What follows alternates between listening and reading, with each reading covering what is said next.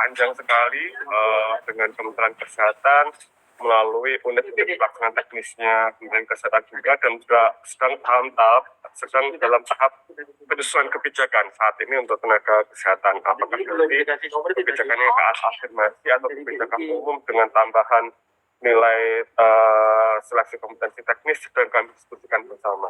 Nah, yang mungkin sedang menjadi PR saat ini Bapak Ibu ya, untuk tenaga teknis lainnya. Tenaga teknis lainnya sebenarnya untuk 2022 sebenarnya sudah lewat ya Bapak Ibu ya. Tenaga teknis lainnya, guru dan kesehatan ini sedang kami rumuskan untuk penyelesaiannya di tahun 2023 nanti. Nah, sekarang statusnya Bapak Ibu di roadmap ini, pendataan ini masih masuk di pemetaan. Setelah pemetaan nanti yang Bapak Ibu lakukan, itu digunakan tidak langsung ke arah seleksi, yang mana alurnya itu sangat panjang sekali sebelum ke arah seleksi. Itu masih di tahap akhir, di tahap 8 nanti.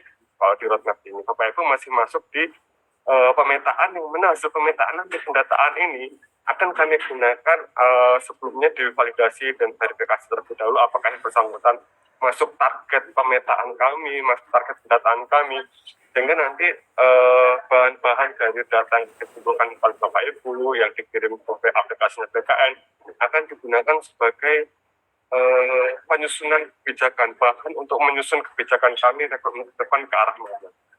Nah, setelah nanti kami susun kebijakannya tahun 2023 ini, nanti kami akan fokus rekrut P3K lagi, atau mungkin kami buka CPNS lagi dengan afirmasi, akan kami buka P3K dengan afirmasi, P3K umum, atau mungkin nanti akan ada rekomendasi yang diberikan kepada instansi pemerintah tertentu. Itu nanti akan kami keluarkan setelah mempertimbangkan hasil pendataan yang dilakukan oleh Bapak Ibu sekalian.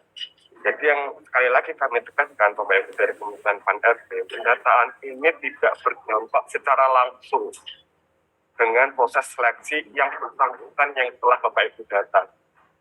Akan berdampak iya, tapi secara langsung tidak. Jadi pasti banyak pertanyaan Bapak Ibu, kalau mereka tidak didata nasibnya bagaimana Pak? Ya tidak bagaimana Bu Pak. Baik mereka yang didata maupun mereka yang tidak didata oleh Bapak Ibu sekalian, mereka semua punya kesempatan untuk mengikuti seleksi CASN ke depannya. Karena sesuai dengan amanah undang-undang dan juga PP 17/2020 dan juga PP 49/2018, Undang-Undang ASN, PP Manajemen PNS, dan juga PP Manajemen P3K, semuanya kompak Bapak Ibu bahwasanya seluruh warga negara Indonesia itu punya kesempatan untuk menjadi ASN. Dan yang harus Bapak Ibu sekali lagi mungkin jadikan pegangan adalah untuk menjadi ASN itu ada yang namanya proses seleksi. Jadi sekali lagi kalau nanti di pendataan itu Bapak Ibu menjanjikan kepada yang bersangkutan bahwasanya mereka yang akan didata ini nanti yang akan masuk langsung menjadi ASN, nah Bapak Ibu sudah secara tidak langsung melanggar regulasi undang-undang. Bahwasanya tidak ada proses pengangkatan langsung menjadi ASN baik itu P3K maupun PNS, pasti melalui proses seleksi. Nah, proses seleksi inilah yang nanti biasanya diatur kebijakannya, regulasinya melalui Permenpan, baik Permenpan untuk khusus guru ataupun Permenpan nantinya ke depan bisa untuk umum, nanti akan kami susun regulasinya setelah mempertimbangkan hasil pendataan Bapak Ibu kalian. Nah, terkait tadi saya sebutkan bahwasanya apakah ada cara lain untuk jalan keluar terkait solusi penyelesaian tenaga non-ASN ini Bapak Ibu? Ada, bahwasanya yang kami tawarkan atau mungkin yang kami susun ke depan, roadmap-nya, rencana kami adalah terkait yang mereka-mereka ini sebenarnya jabatan-jabatan yang dikerjakan non-ASN ini yang tidak harus diduduki oleh PNS atau P3K, yaitu beberapa jabatan pelaksana misal. Jabatan-jabatan pelaksana atau tenaga dasar ini tidak harus diduduki oleh PNS atau P3K. Kalau memang kondisinya terbatas, mereka bisa dilakukan atau mungkin ditutup kebutuhannya melalui outsourcing, mekanisme pengadaan barang atau jasa pemerintah di pihak ketiga kan. Seperti contoh seperti apa? Contoh orang-orang atau mungkin kebutuhan tenaga non-ASN yang bisa diselesaikan dengan mekanisme tersebut ada tabel, cleaning service, tamu saji, tamu bakti, satuan pengamanan, pengemudi, termasuk driver tadi ya, pengemudi ya.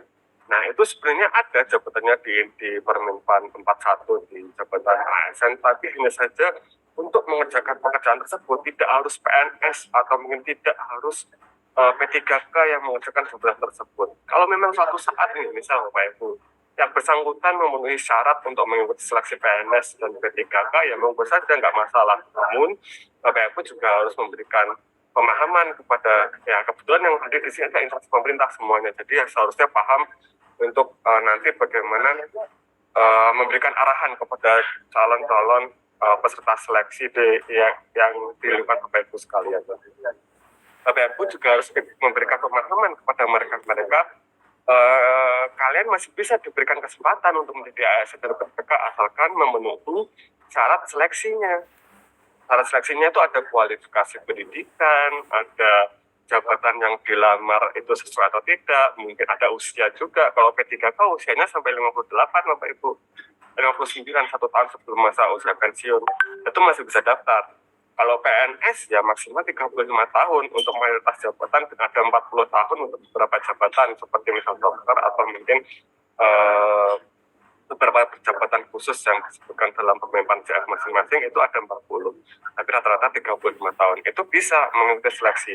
Tidak harus Bapak Ibu paksa mereka untuk berhenti, atau mungkin tidak harus mereka dipaksa untuk di-outsource-kan, atau mungkin dipaksa untuk pengadaan barang jasa. Jika memang mereka punya syarat seleksi yang memenuhi, bisa, tapi ya harus nanti jabatannya lain, tidak boleh lagi mungkin mengikuti jabatan-jabatan yang tidak ada di nanti penetapan kebutuhan yang diberikan oleh Menteri Pendidikan.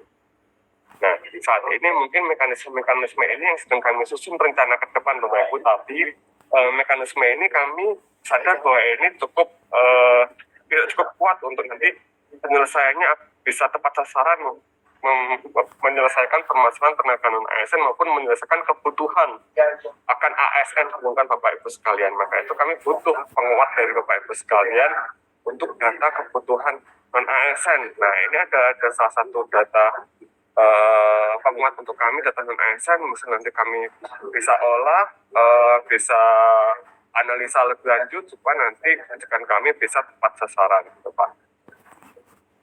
Nah, ini alur yang tadi